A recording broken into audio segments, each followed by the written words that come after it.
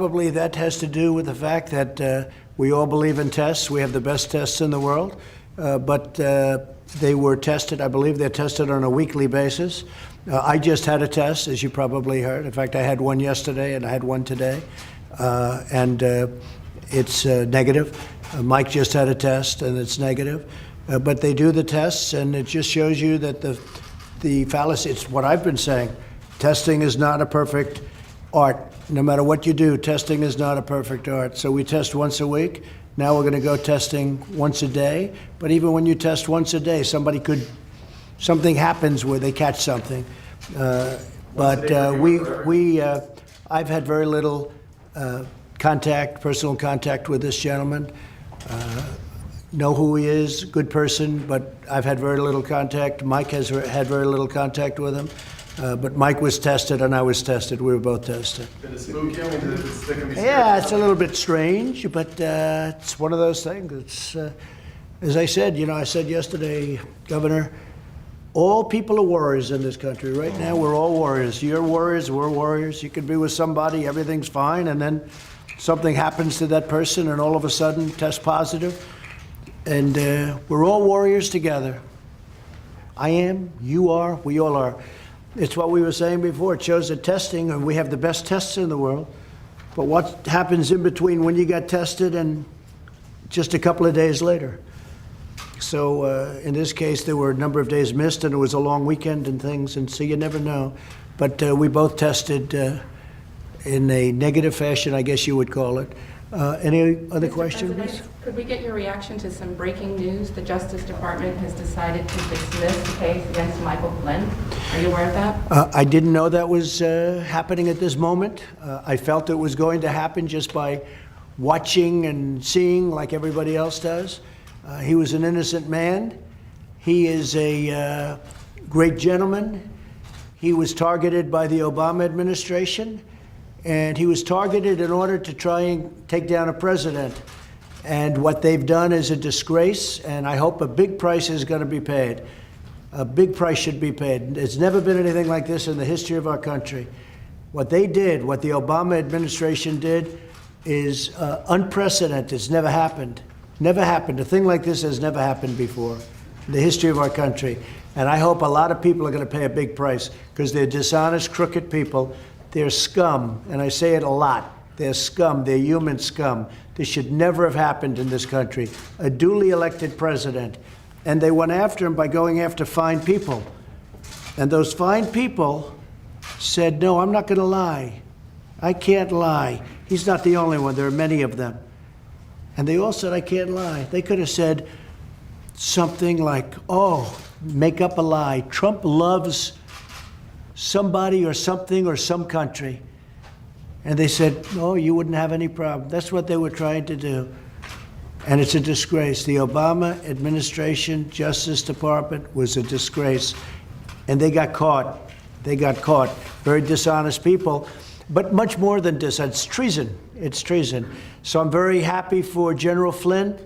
He was a great warrior, and he still is a great warrior. Now, in my book, he's an even greater warrior. What happened to him should never happen again, and what happened to this presidency, to go through all of that and still do more than any president has ever done in the first 3 years, is pretty amazing when you think of it, with what we've done with regulations and tax cuts and Second Amendment and all of the things we've done. It's never happened. And until 2 months ago, we had the greatest economy in history. Unfortunately, we had to, like you did in Texas, we had to close it down. But for these people to have done that, I am very proud of General Flynn. I can tell you that right now. Who would you like to see pay a price for this? Oh, the people should pay a big price for what they've done to this country. They should pay a big price. And their partner, very complicit, is a thing called the media. The media is totally guilty. And all of those writers and so-called journalists, they're not journalists, they're thieves. All of those journalists that received a Pulitzer Prize should be forced to give those Pulitzer Prizes back because they were all wrong. There was no, because if you saw today, more documents came out saying there was absolutely no collusion with Russia. Came out very loud and clear. And they wrote for years because they tried to do a number on the presidency, and this president happened to be me. Pulitzer Prizes should all be returned because you know what? They were given out falsely. It was fake news. They're all fake news. Those Pulitzer Prizes should be given back immediately. And the Pulitzer Committee or whoever gives the prizes, they're a disgrace unless they take those prizes back. Because they got Pulitzer Prizes for what turned out to be false stories. And Pulitzer Prizes should be given to the ones that got it right. And I could give you a long list of those names too. And you know who I'm talking about. You spoke to President Putin today. Did he ask did. for any ventilators or any equipment for his pandemic? Yes, we are helping various countries. As you know, Russia's having a hard time with the same COVID-19. They got hit like everybody else got hit. And we had a long talk, and also the 75th year, and you know what the 75th year means. It was very nice. He called me because we were partners, so to speak, for a very big, successful war. And it was very nice he called as a congratulatory call and as a call of celebration because it was the 75th year. And also I suggested if they need, because we have a lot of ventilators, if they need ventilators, we'd love to send them some, and we will do that. At the appropriate time, we'll send them some ventilators. Yeah, we'll be doing that. That was a very nice call.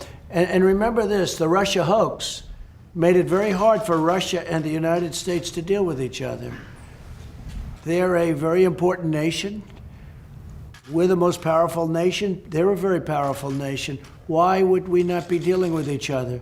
But the Russia hoax, this absolute dishonest hoax, made it very difficult for our nation and their nation to deal. And we discussed that. I said, you know, it's a very appropriate time because things are falling out now and coming in line, showing what a hoax this whole investigation was. It was a total disgrace. And I wouldn't be surprised if you see a lot of things happen over the next number of weeks. This is just one piece of a very dishonest puzzle. And you've been trying to arrange an arms control summit with President Putin and President Xi. Is that getting anywhere? We are talking about arms control with Russia, and we will go forward with that, and we are talking about it very seriously, having arms control. They have many nuclear weapons, and so do we. And we're talking about arms control with Russia. Yeah, they'd like to do it. We'd like to do it. Sir, can I ask about the economy today? We've now learned that 33 million jobs have been lost in the last 7 weeks. Will there be more jobs lost in May, or is that number going to start coming down? Well, Peter, the number will start coming down at an appropriate time, whatever that is. I'm viewing the third quarter as being a very important quarter because that's, as I said, that'll be a transition. I think you could almost say a transition into greatness because I think next year we're going to have a phenomenal year economically. We're working very hard now. The governor's working along with us. The relationship with Texas has been phenomenal. And Texas is opening up, and a lot of places are opening up. And we want to do it, and I'm not sure that we even have a choice. I think we have to do it. You know, this country can't stay closed and locked down for years. Somebody could say, let's keep it closed for a couple of years. The United States of America, the greatest economy in history 2 months ago, in the history of our country, in the history of the world. We had a far greater economy than anybody, including China, by a lot. And we had to close it down in order to really do something about the plague. But we did something, and we did a lot. And we also, you know what, Governor, we learned a lot about it. We did. We know that you may have fires every once in a while in certain locations. Some little ones, maybe some big ones, but you know how to shut it down. That's you might exactly want right. to speak about that. Sure, I would. I was talking with Dr. Birx about that, and so what we've done, we've been able to contain the spread of the coronavirus in Texas, but at the same time, we created these surge forces that will go out to regions where there are flare-ups. And it's like putting out a fire. We have a surge force working in the Panhandle in Texas right now, up in Amarillo and just north of Amarillo because of an outbreak at a meatpacking plant. There's several other issues with other meatpacking plants in Texas. Basically, there's only 3 categories causing any type of outbreak. There are meatpacking plants, there are jails, and there are senior centers. And so we have task forces that focus on those 3 areas. If it weren't for those 3 categories, the people in Texas testing positive would be very minimal. And the governor and I have spoken about what he's doing with senior citizen centers is incredible. The time and effort and love that you're giving to senior citizens, they were just what has gone on throughout the country in some instances, as you know, senior citizens areas. And the governor's really made that a point, really almost before anybody I can think of. So, And because of that, we have one of the lowest death rates in the United States of America. That's right. Last week in Odessa, Texas, police were used with an armored vehicle and guns drawn to shut down a bar that had opened up in going against the order. What role does police have in enforcing these kind of lockdown and social distancing orders?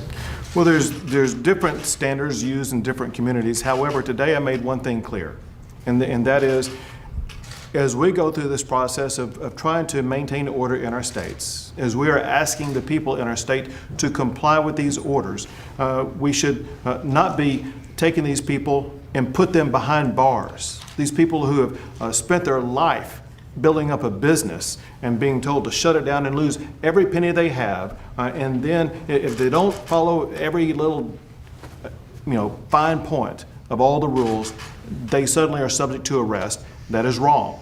And that's why I issued another executive order today saying that in the state of Texas, no one can be put behind bars because they're not following an executive order. It's common sense. That includes the woman that we've been reading about with the beauty salon. She's free today. Good. Sir, following up on the coronavirus, has the West Wing, has the Oval Office been deep cleaned? Are you contact tracing the people around this area that would have had contact with this person? Is there a 14-day quarantine, or should there be for those who are in touch with They're doing everything that you can do, again, within the limits of testing, and you know what that is. We have the ultimate testing. We have the best tests in the world, and we gave more than anybody else. But I've always said testing is somewhat overrated, because what happens after somebody takes a test? What's going on there? And Mike was just saying the word essential workers, and as you know, essential workers are immune from that. Mike, do you want to maybe mention that? Well, from the CDC guidelines, it's been very clear that from the beginning of this outbreak, for anyone that comes into contact with someone with coronavirus, we early on recommended that people self-quarantine. That recommendation, of course, was before we had done, at this point, some 7.7 million tests around the country, and states like Texas are distributing tests very quickly to people that either have symptoms or are suspected to possibly have contracted the coronavirus.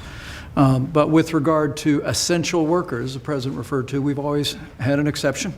People to keep food on the table, people that are involved in public safety, most especially healthcare workers. We've asked them to continue to go to work by taking other countermeasures, including testing to ensure that they've not contracted the disease. And as the President indicated, the White House now is initiating an effort that the President and I not only will be tested every day, but I think everyone that comes into contact with the President will be tested every day. And so keeping the essential work here at the White House moving forward and our national response is the priority going forward. And the big thing is we've been tested. every day? You said every day. President, can I ask Dr. Burks a question about Texas? Yes, please. Dr. Burks, do you think that the Texas reopening plan is great? Are you thumbs up with them doing the 25% capacity for movie theaters and restaurants and the like? Yeah, no, we had a long discussion. We had a particular discussion, and I think many people know I don't understand the nail salon piece because I've never had my nails done, so I couldn't understand. It's true. So I didn't really understand it. So we talked about, not having them in the first opening wave because you can't really physical distance, and we had that discussion, and he agreed, and we've moved forward together. And I think it's those kind of dialogues, and I think what's really been impressive to me by the governors is how much they know about epidemiology. So they will never be confused in another pandemic ever again, because he came with all of his data about what county had what that was a prison. And believe me, I had all my data with me. And he was able to answer every county and what the issue was. And I think when you look at Houston, when you look at Dallas, and you see the ability to really contain and mitigate those epidemics, but at the same time, contain epidemics, then not allow them to spread in the community. This is what we've been asking governors to do with the test and using focus testing to really find asymptomatic cases and protect the vulnerable. And the ability to go into prison, to go into meatpacking plants, and go into the senior care centers and proactively test is really quite extraordinary. And I think we still remain concerned about asymptomatic spread, and we think that the progress that they're making on testing in a focused way to protect others is really a way that we can move forward together to protect everyone in the community. So Texas is a role model for other states? Or? Every state is different. So I don't want to get in a comparison with the governors, because I've talked to some incredible governors who are all doing quite a good job. That's true.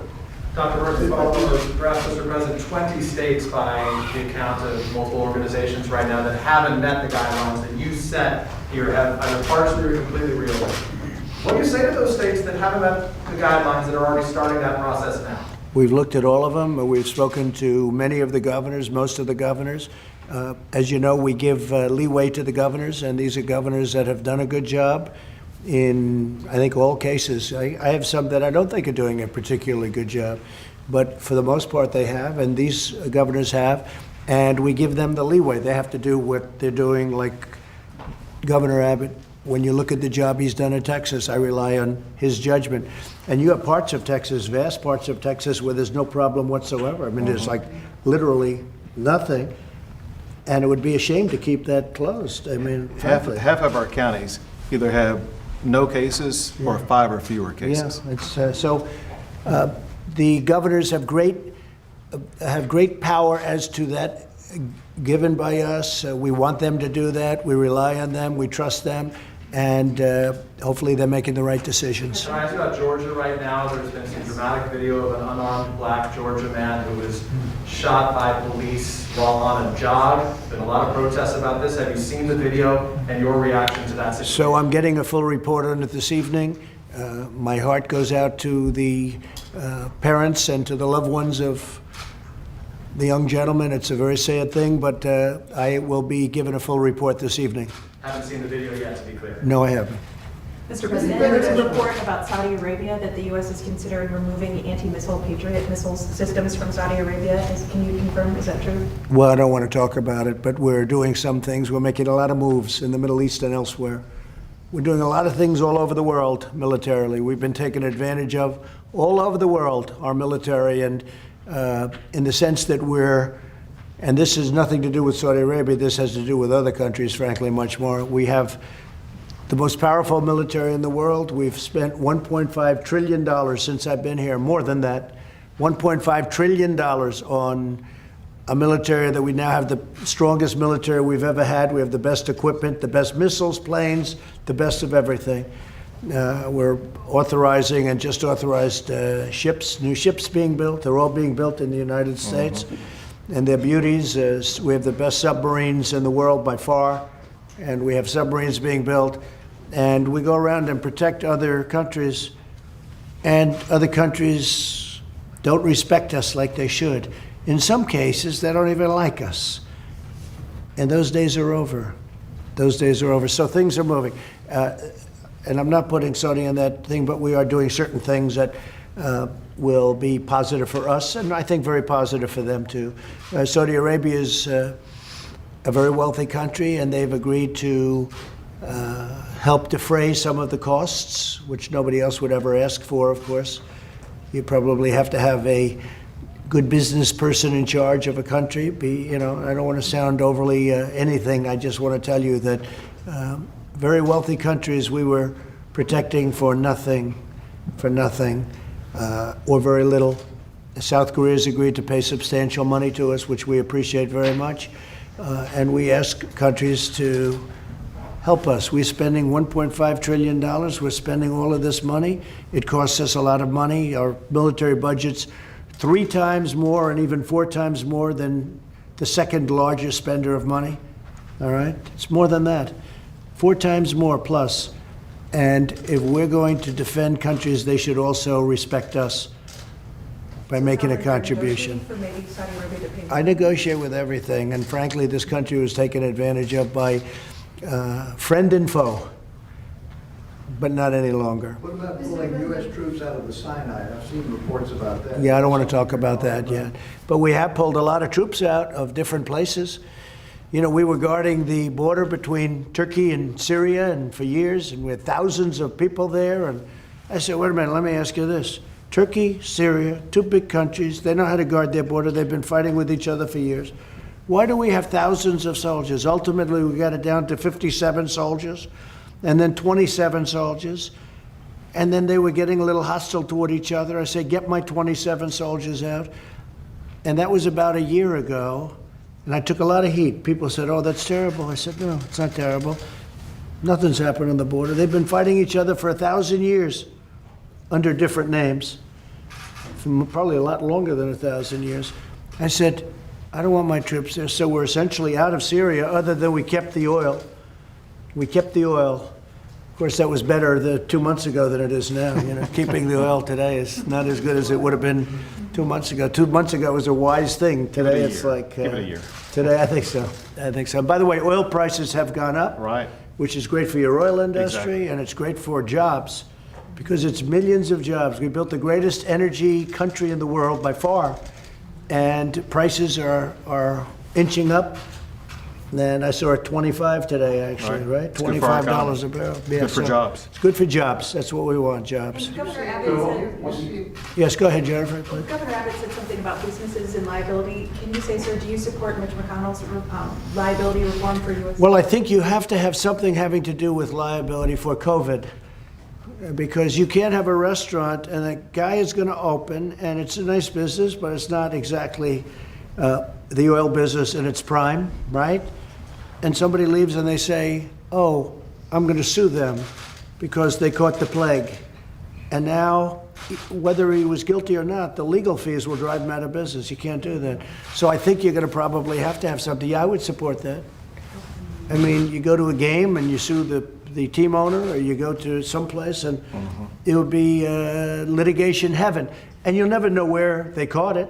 You never know where they catch it.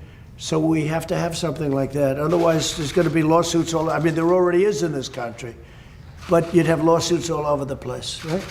These international travel restrictions that you impose on China and all around Yeah. the world, do you see any scenario of easing them anytime soon? Yeah, at some point when they clean up and when everybody cleans up and when the plague disappears, sure. I mean, you want to have international travel. Our airlines are going to do very well again. We saved the airlines with $25 billion and another $25 billion. But no, you want to have international travel, but you don't want to have it when France is having a hard time. They did another shutdown, and Spain is having a terrible time, and Italy, I don't even have to tell you about. No, but we want to be open to those countries at the appropriate time. Absolutely. Not And soon. Germany has been apparently quite successful in taking on the pandemic and now opening up the country. Right. Have you considered calling the German Chancellor to ask for sort of advice? Now, Germany, we're very close to Germany. We have a very good relationship with Germany. Germany's done very good. They have a very low mortality rate, like we do. We have a low mortality rate also. Frankly, if you took New York out of the equation, we would really have a low mortality rate. But no, but I speak to her all the time. We communicate. We communicate. Our countries communicate, especially, yes. So how much influence does Fox News have over your thinking on the pandemic? No different than anybody else. I mean, I watch Fox News and I watch others, and I read a lot of newspapers, and I get a lot of information from my people. I think I'm very well versed when it comes to not only the pandemic, but everything. I mean, I enjoy that, and I think I have an obligation to do it. So, but there's certainly a more honorable source than some. I mean, some is fake. If you look at CNN, it's fake news. If you look at MSDNC, I call it MSDNC. You know what that means, right? Democratic National Committee. You look at NBC. NBC to me is very dishonest news, and that's why they fired Andy Lack. I guess you have to ask them, but Andy Lack was a hack. And they fired him, and they did a big favor to the world and to this country. But no, I find NBC to be very dishonest. I find, which is a Comcast division, I call it Concast with an N. I don't use the M. I always call it Concast. ABC, I thought he gave me a very fair interview the other night. Very good professional. I've had very good relationships with him, as you know. CBS is having a hard time, but they're not getting it straight. In fact, last night I read where they did a false report where they actually got people to make it look like it was a terror. Did you see what happened? They got people. Let's get some people because they want to make it look like it was turmoil. And they do that with this White House all the time. They love the word chaos when there's no chaos whatsoever. They love the word chaos. But what happened at CBS yesterday was terrible, where they got a lot of people to try and pretend like it was a mass amount of chaos and disorder. You saw that. It was terrible. So the news media in our country is a mess. But they fired Andy Lack, and that was a good thing. That's a big step forward. When is your next trip outside of Restrictions Washington? have to be reimposed, that there's spikes in places and you have to... I hope not. I don't think so. I think you're going to have embers, as I say. I think you're going to have some fires, maybe some fairly big fires by comparison to what people would even think. But this gentleman's a total professional. I think we've learned a lot. If you would have said that question a number of months ago, it would have been different. The answer would have been different. But today, I think we've learned a lot. And you're going to have some areas in Texas where you'll have to put them out, and he'll put them out. What do you think about that? Well, and we have learned so much the past few months, and we now know first how to go in and contain, but also we now have the resources to go in and to contain. So we're going into these meat packing facilities, we're testing everybody, or we'll go into a jail and we'll test everybody. And we will separate those who test positive from those who test negative. But most importantly, we go into these senior centers because their lives are so vulnerable. And we focus on our seniors, and we focus on ways to reduce their deaths. And so we now have all of these strategies to make sure that we are able to contain any type of outbreak, and that allows the rest of the economy of big states like Texas to continue to go and grow while we manage and contain the outbreaks where they exist. That we wouldn't have known 2 months ago. He couldn't have given that answer. The governor couldn't have given that answer 2 months ago. But we've learned. There's still things we don't know about this crazy plague, this particular virus. But the answer that Greg just gave, which was so good, I don't think you could have given that answer, and I wouldn't have known that answer either 2 months ago. So we've learned a lot. On the Wuhan lab, Mr. President, you had said on Sunday that there would be a very strong report coming out soon about the connection between the lab and the virus. Is that still coming? When should we expect that? It's coming. I don't know that I'm going to give it to you. We're going to learn. Look, it came out of China, okay? Whether people like to say it or not, everybody knows that. I guess it pretty much, I think that's pretty much known. They tried to blame Europe. They were saying it came out of Europe. It came out of China. Went to Europe, went here, went to 184 countries, probably more than that now. That was a week ago, 184 countries. Can you believe it? And it could have been stopped at the point. It could have been stopped right at the source, and it would have been easy to do, but something happened. Something happened. Either they made a terrible mistake, probably it was incompetent, somebody was stupid, and they didn't do the job that they should have done. It's too bad. Are you considering other economic measures to help people that you don't have to go through Congress on, like another delay in filing federal taxes, that sort of thing? Yeah, things could happen like that. We have to help people. I was watching the Solano owner. She looked so great, so professional, so good. And she was talking about, her children. She has to feed her children. It was great. And we could do things ministerially through executive order or otherwise that can help a lot of people, as an example. Like delays, we could do delays of various filings. And yeah, I could see that happening, Steve. I think a thing like that could happen. Mr. Peter? President, people have lived off $1,200, those checks, a lot of them for a couple months. Should they be expected to live off that same $1,200 for the next couple months, or is more money coming? Well, something could happen. There is talk about something happening, and we'll see what's going on. But the greatest thing that can happen? If we could get our country open again and get it going again and have people have these great jobs again. And what we've done is we've been able to have all these thousands and hundreds of thousands of small businesses pay their employees even though there was no income coming in. So they're ready to rock and they're ready to go. And if when Texas opens and other places, you're already started the process. The best thing we can do, Peter, is get our country going, get it open, and get it open safely. And we'll put out those little fires or those big fires if we have to, but we have to get our country going. Okay. That last thought on masks Visa is like- suspensions, there are 4 GOP senators who are encouraging you to suspend visas, including for technical and professional workers. Is that something the White House is considering? Say it again, what? On visa suspensions? Visa, yeah. Cotton and Grassley, Yeah. those guys are asking you to suspend. Well, we're talking to them work about it. visas. They're good senators. So We're not- talking to them not about it. accepted. Okay.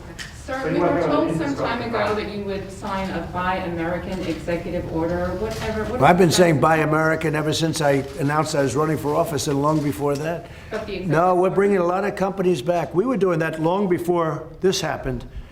You know, Japan is having big plants built here. We have many Japanese plants coming where they're building their cars in the United States. I said, you have to do it. You have to do it. And they were doing it.